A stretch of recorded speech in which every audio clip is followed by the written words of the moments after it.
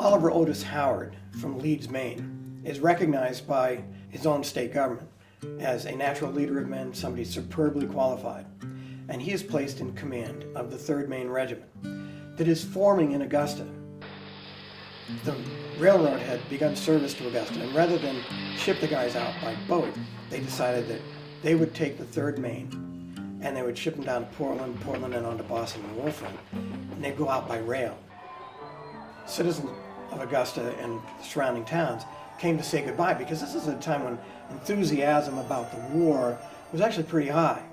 And so there's patriotic duty, and there's a huzzah, huzzah. The governor goes to the railroad depot, and Oliver Otis Howard climbs atop one of the cars of the railroad, and he's standing on top of the car, and as the car moves out the railroad, heading down toward Gardner and the war front, Howard is standing on the railroad car waving his saber above his head.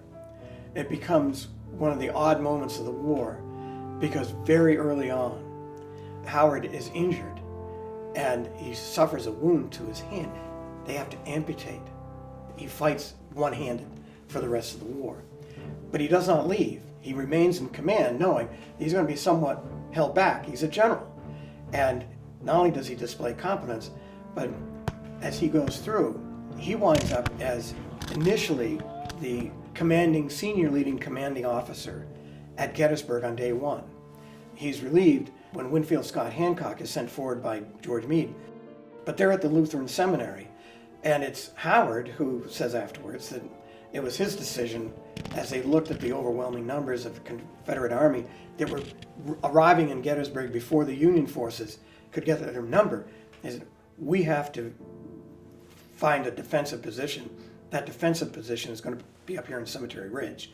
So all of the motion of moving the Union forces out of the town and up to the hilltop occurs because Howard and Winfield Scott Hancock agree, and that's where they go. Hancock takes over. Howard stays through the battle. Ultimately, he's assigned to go to help on the staff of William Sherman, and he goes south, and they march on Atlanta and the march to the sea, and Oliver Otis Howard is second in command to General Sherman. And it becomes, obviously, one of the great stories where they're cutting through the underbelly of the southern states and come up the East Coast and link up with the Union Army. Again, part of the effort that spelled doom to the Confederate cause.